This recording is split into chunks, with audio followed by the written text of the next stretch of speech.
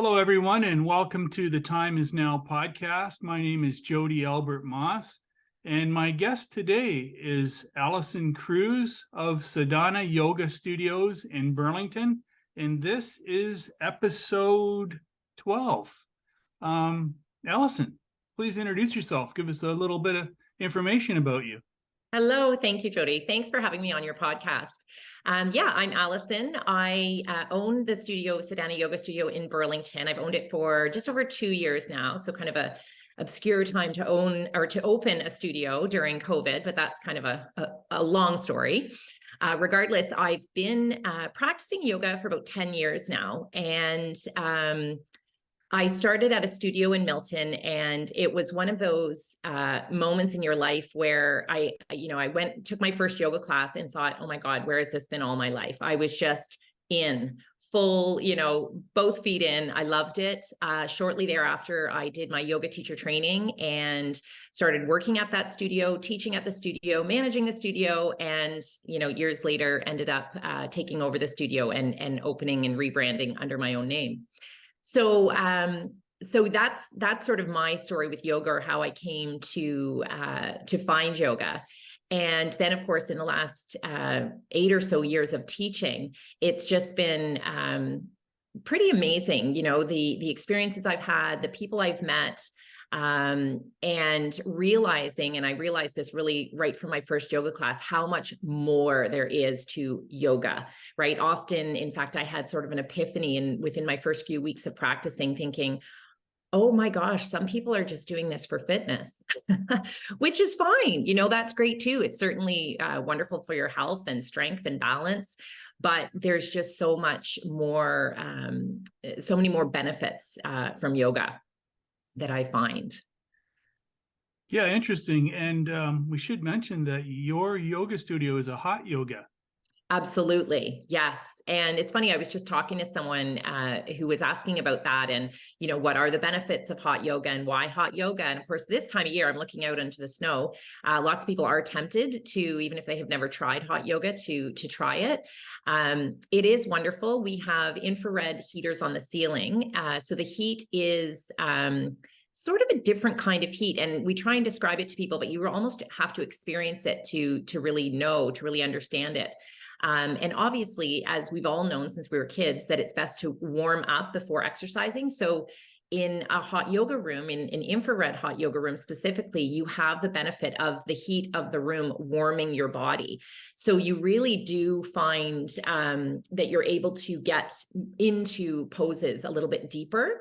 And it's just wonderful. It's just so sort of nice to be in the heat, and there's that, you're sweating, you're feeling like you're kind of detoxing, that kind of thing too. So that's why we really believe in hot yoga specifically. Yeah, I had the privilege, actually. I was in your studio a couple of weeks ago. We did that kind of pop-up thing with the crystals. That's right. And there's a real presence in your studio. I've been in some places before. I'm an energy spiritual guy, and there's a real sense of sacredness. And we actually went in the yoga studio, and the heat wasn't, I don't think heat's the right word for it, or hot, right? Because it's more of like an interaction between you and the room and the heat. It like the warmth, it was really comfortable. So I really enjoyed it. Well, I'm glad to hear that. Yeah, it's a beautiful space. We're so happy with it. And generally, and even people who aren't, in the spiritual world as you are, they come in and they have that sense, whether it's just that they feel welcome or they feel, and I think you're right. I think there is an energy to the space. People just it's sort of tucked away, right, in this big old building. And then there's this lovely kind of sanctuary, we think of it as, and of course we, do things like we have candles or incense, and just to add to sort of the ambiance of the place, but it certainly does have a really nice feel to it, a really nice energy. Right. And we should mention that you're in Burlington. I think you mentioned that, but yes, tell the people which building you're in so that they know how to find you. That's right. Yeah. So we're actually located within the Burlington Fitness and Racket Club. And many people in Burlington do know that building because it's been there for, I think, 50 or more years. So it's at 1233 Dillon Road, which is just off of Main Way. And most people know that intersection, Main Way between Walker's Line and Guelph Line. So it's really accessible for really anyone in Burlington. And actually, you do have the benefit as a member of Sadhana Yoga Studio, you do get 20% off the memberships at the gym. So if anyone's interested in doing both, you have that benefit as well. But it's a wonderful racket club and a great sort of vibe in that place as well. Lots of, just lots of stuff going on. And then we're kind of tucked away up in the corner in our little space, our little sanctuary. Yeah, it's really nice.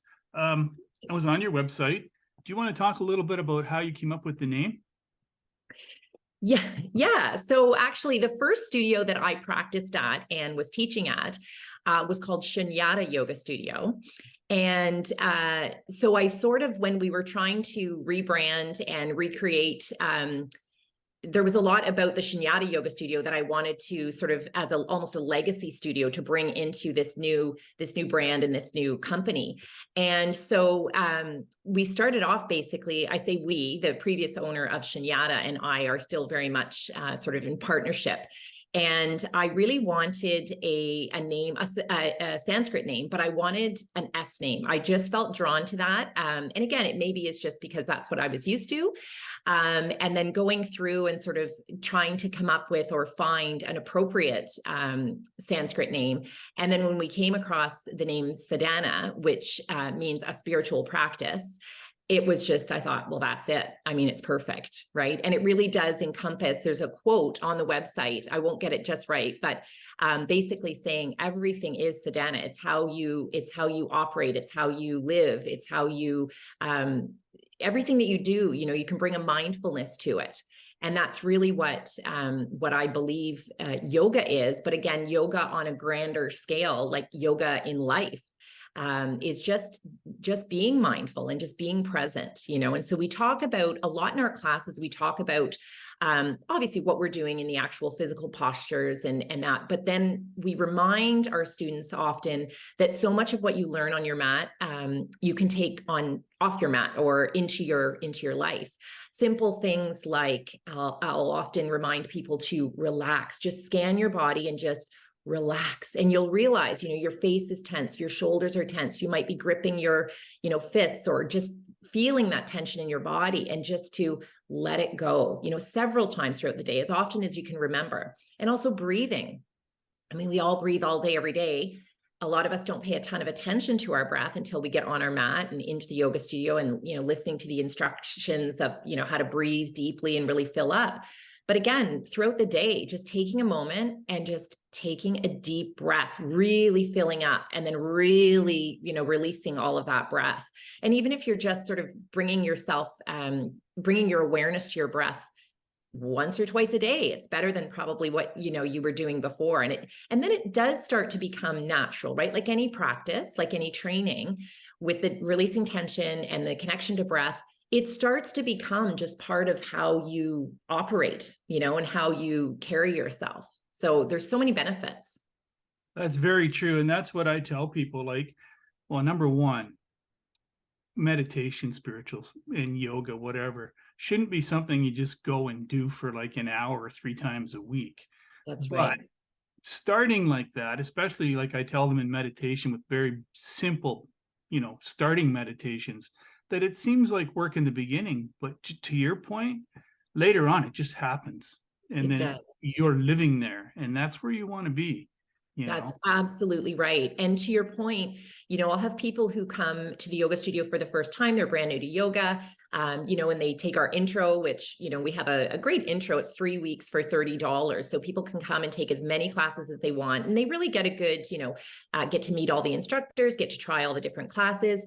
And within that 3 weeks, the hope is that they'll develop or start to develop a routine or a habit, right? So whether they're coming once a week, twice a week, 4 or 5 times, whatever it is that's going to suit them. But often within that period, I'll have people come to me and say, what's the best practice? Like how often should I practice? And I think, well, my answer is probably every day, but is that, realistic for most people's schedules? So look, if you can get there once a week, to your point, Jody, that's better than nothing. And it's certainly a start. And I think, for the most part, people will start to realize, even if they're coming once a week regularly, and even if they only ever come once a week regularly, they do recognize the benefits of that, and realizing that, wow, I missed last week. I really miss it. I feel it in my body. I feel it in my nervous system, in my, level of anxiety or stress. And, with hopefully for them, they end up developing a practice that they are becoming more regular. But, as you say, it starts to be, it shouldn't feel like, oh, I got to get to yoga. I got to get there 3 times a week. Not at all. It should be, you want to, you feel the benefits and you crave it almost. And it becomes just what you want to do, Yeah, your body misses it. And I'll just kind of go out there. I think, speaking from what I understand, the physical aspect, the poses, is a percentage. They say 25% of it. The rest is like mind focused breath, which you can be doing while you're walking down the sidewalk. You know what I mean? Exactly. And that's exactly it. And again, I don't judge. Some people come to yoga because they want to learn how to do a headstand or a handstand or some other fancy, funky pose that they've seen on Instagram. And that's totally fine. But, where the real benefit comes is, like you said, it's all the work that we're doing on our mat. We spend at least 5 to 10 minutes at the beginning of class and at the end of class doing, breath work and meditation. And sure, we get through, coming through lots of poses, lots of fun poses, energetic poses, strengthening poses, balance poses, stretch poses, whatever it is, we cover it all. But it really is only a small percentage of really what you can get out of yoga. And as you say, it's all the stuff that you can do off of your mat when you're just walking down the road, where it's just taking a moment. That whole idea of, there's a wonderful sort of practice that we do where we're in a really intense posture. Okay. And there's a number of them, but we're in a really intense posture. And the challenge now becomes not the physical posture. It's not, it's getting beyond that. It's being able to train your mind. Okay, I'm currently feeling, discomfort, or my body is saying, okay, that's enough. I want to get out of this. We're sitting on our toes curled under or something like that. And our mind is saying like, oh my gosh, but it's being able to train. Okay, but I can choose how to respond to this stimulus that's coming at me. I can choose to respond to the fact that it's very hot, I'm not loving this pose or whatever the case may be, and just decide, however, this is the current situation, I'm in it, and I'm going to take one more breath. And so it's that training that then you take off your mat. I had small kids when I started yoga, and it was that moment of, everything, life coming at you and kids demanding and everything, and thinking, okay, I can react here. I can just, or I can hold space, realize where I'm at. This is what's happening right now. Pause, take a deep breath, and choose how to respond. And I mean, I learned that in yoga. I learned that, through going to, classes several days a week and just hearing that reminder, on your mat. And then you, as I say, you take it into your real life. It's amazing. I think as a society, we've forgotten that it's not the body controlling the mind. It's the mind controlling the body. So really, your studio is re-educating people. And that's a very positive thing, because if we can just get them to stop and just be in the silence for a few seconds, things start to change, right? And that's really, really challenging for most people, to be honest. We offer regularly, we offer yin style stretch classes and restorative classes, which are really sort of low key. I mean, we're getting into some deep stretches, but it's all very sort of slow and meditative, slow paced. And coming from the world where everybody is go, multitasking on their phone, doing 4 or 5 things at once, going from one place to the other with no break in between, to ask your body and your mind to be still and quiet for an hour is a huge challenge.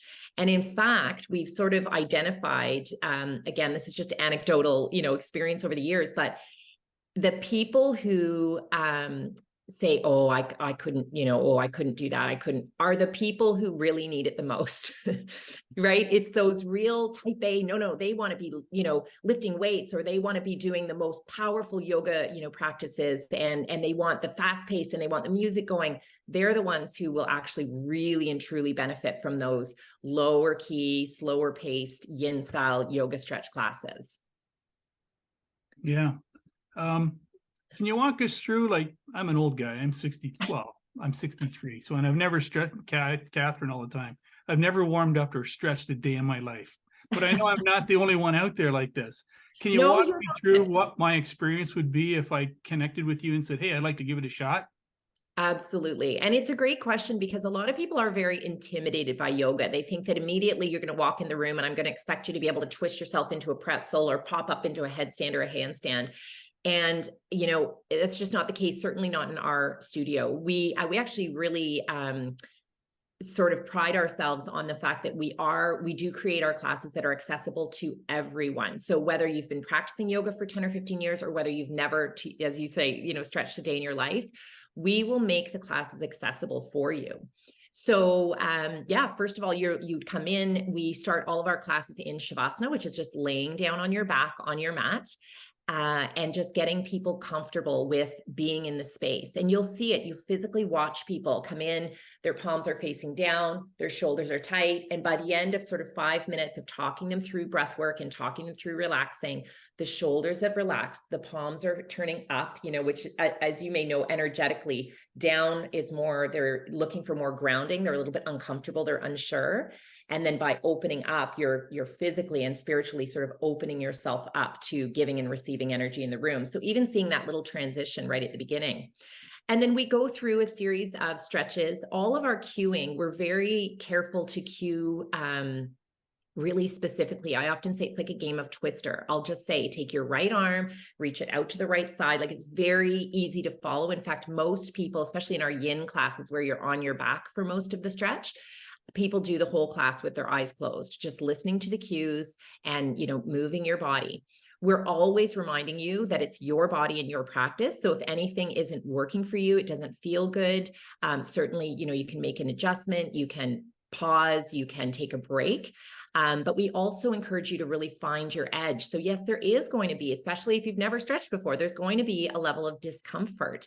But knowing the difference between discomfort in that you're just waking up those muscles, stretching the muscles in the fascia, or pain. For instance, if you had, pain in a knee joint or something like that, we want to avoid pain at all costs.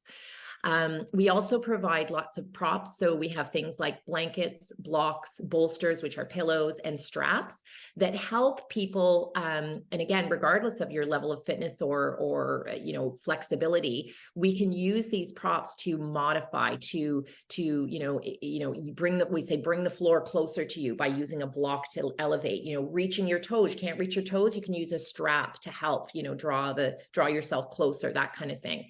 And again, we just really encourage everyone to listen to their body and follow along and just do what you can do, and if you can hold a stretch for 2 breaths, and the person next to you is holding for 4 breaths, well, that's fine. That's your practice. That's their practice.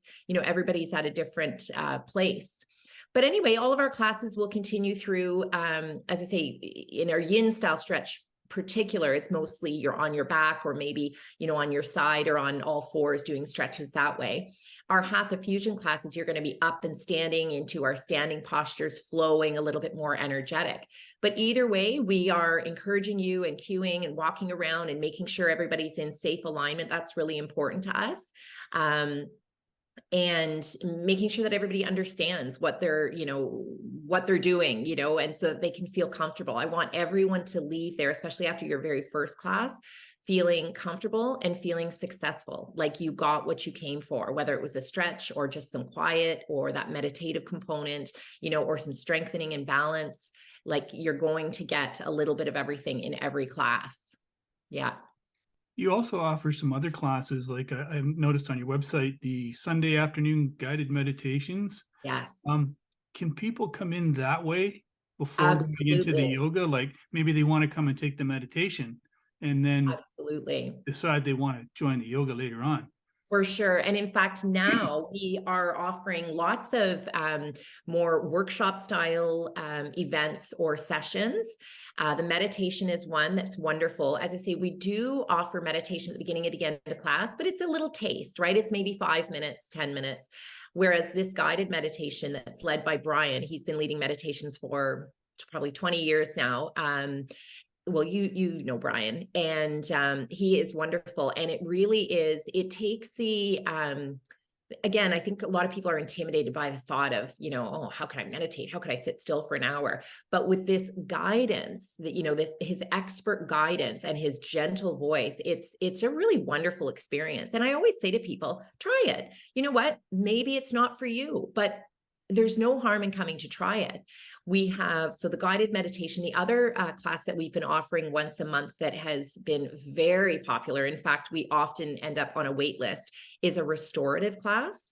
So in a restorative yoga class, we have you set up with the props that I mentioned. So blankets, bolsters, blocks, and so forth. So each posture, we are using all these props to create even more support in your body and to allow yourself. So unlike our other stretch classes where we're really going for that deepest stretch, restorative, you're almost patting yourself with bolsters and blankets and pillows and making yourself so comfortable within each posture.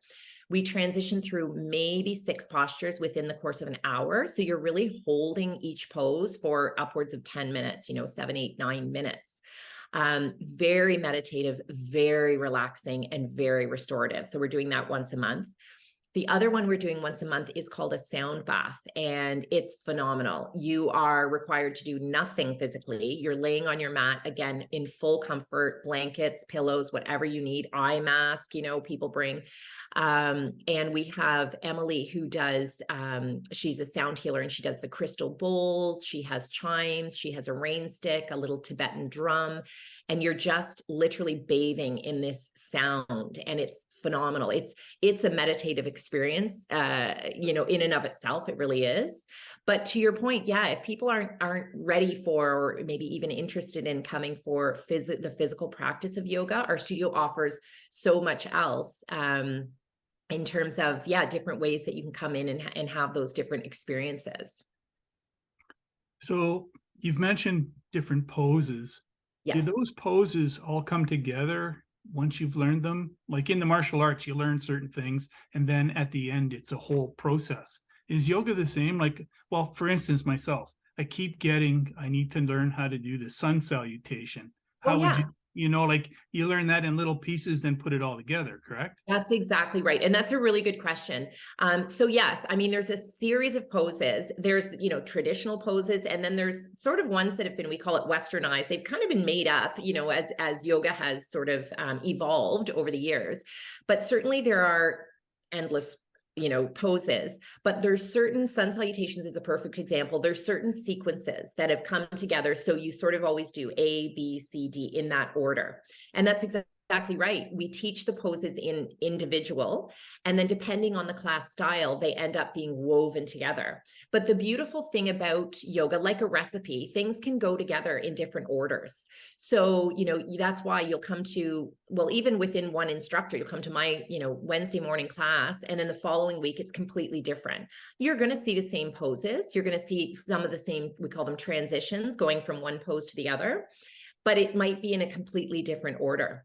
And then certainly myself, from myself to another instructor who has a different style of teaching, you're going to see the same poses, the same postures, the same critical alignment, and you'll get the same benefits from that particular pose, whatever it may be, but certainly it can be sequenced together in any number of different ways, which keeps it interesting too. It keeps it fresh. People often will remark that when they come to our studio, even if they're only coming to my class, every Monday they're coming to my class, they're going to get a different class every Monday, even though it's the same style. We're doing yin style or whatever it is that we're doing, but it's really nice to have that variety.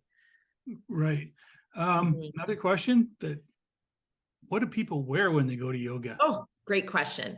So I always say you wear whatever you're comfortable exercising in. People will often ask, it is co-ed. We have men and women in the room. Some men choose to practice without a shirt on. Women often practice in a tank top. Most people feel like, okay, it's going to be hot in there. I kind of want to be wearing as little as possible. But having said that, so you'll see tank tops, shorts. A lot of women are wearing leggings or full t-shirts if you're more comfortable in a t-shirt.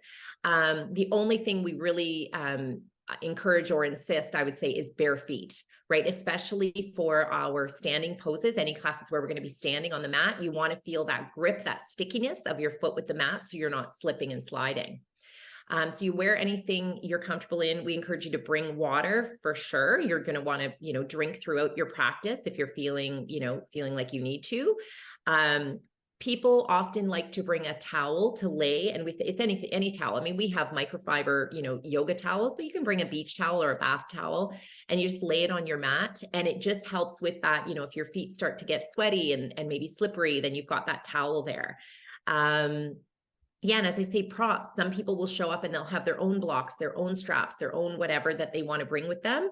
But we have all of that in the studio as well for people who show up, and including mats. If people show up and say, well, I've never done yoga, I don't own a yoga mat, that's totally fine. We have that all for you. Right. And I'm going back to the sacred space aspects of things that I could really sense when it was there. There's like a hallway you walk down before you go through like these ancient doors that are beautiful, and then you go into the yoga studio. That I'm pretty confident that's considered a sacred space. You're absolutely right. What happens when people go in? Like, do they sit around talking? Is it more you go in and be mindful and have a little reflection time before the class? Absolutely. And thank you for asking that. We encourage people, we have, as you know, that lovely lounge area and reception area, and people come in and visit and chat. And as you can imagine, it's a community. We've been there now, we've established, regulars who come in and, they know each other, they recognize each other, and it's wonderful. It's wonderful to visit and chat, and we encourage that. But then we do ask that as you go through that hallway that you're talking about, which we call transition hall, that you start to be mindful of the fact that you're about to be entering into the studio and that we want silence in the studio. So unlike what you may see in other yoga studios I've experienced, or certainly in kind of a gym setting of yoga, people will get into the room, fling down their mat, sit down on their phones and start chatting. And again, no judgment, but that's just not how we operate. We actually encourage or insist that people leave their phones outside of the room. Obviously the studio's locked and it's safe, but to leave your phone, your purse, your bags, your belongings, only bring into the studio what you need for your practice. So as mentioned, your mat, your block, your towel, and your water. And then coming into the studio and quietly, if there's, especially other people already there, rolling out your mat and laying down on your mat, or sitting if people are more comfortable sitting, but in silence, and absolutely taking advantage of that, few minutes before class to ground yourself, to let go of your day, to sort of become mindful, start to, come into, connecting with your breath. And then when the instructor enters, once everybody has arrived and we begin class, we again take a few minutes and continue along that idea of just getting people grounded and mindful. Wow. Sounds great. I really had a good experience for the short period I was there. All the people that I met were fantastic. Yes, Brian and Remy, fantastic. Yeah. Our mascot. Believe it or not, we're up. Our 30 minutes is pretty well. Oh my gosh, I feel like I could talk to you for an hour. Well, and this is my approach to the podcast. I want to do short podcasts, but do them more often. So you're more than welcome to come back again as a guest and talk about some more things. But the floor is yours now. What would you like to talk about, or your address, your promotion, what's coming up? And we'll finish off that way. Yes, absolutely. So as I mentioned, the intro is a great way for people to get started. It's just $30. You can come to as many classes as you want over those 3 weeks, unlimited. You can come twice a day if you want. So that's a great way for people to get started. Like I said, a website is our best, and our social media, Instagram and Facebook. We're at Sadhana Burlington, and you'll be able to find us. So all of our upcoming, events, workshops, promotions, everything like that is going to be on there on the website and on our social media. And the one last thing I just wanted to mention that I hadn't brought up is that we also offer each year our 200-hour yoga teacher training. So this is where we instruct, others to become certified to become yoga teachers. And our next one is starting in the fall. So if anyone has any interest in that, certainly reach out. And again, all the information's on our website, but that's another exciting thing that we offer at the studio. Wonderful. And I will put the link to your website in the post when this goes up. And like I say, it goes up on my YouTube channel. It goes up on Anchor, podcasts, and about 9 other podcast platforms. I'm very active on social media, so I'll put it across that. And that's wonderful. I will comment that you are very active on social media too. It's not like you don't post. You're active. You put up like almost daily quotes, which are fantastic. So I encourage people to follow you. That's about it. I really appreciate you coming on, Alison. And I so appreciate you having me, Jody. Thank you very much. This has been a pleasure. Yeah. Okay. And thank you, everyone. You've been listening to the Time Is Now podcast, episode 12. Thank you all. We'll see you all again soon. Thanks so much. Bye.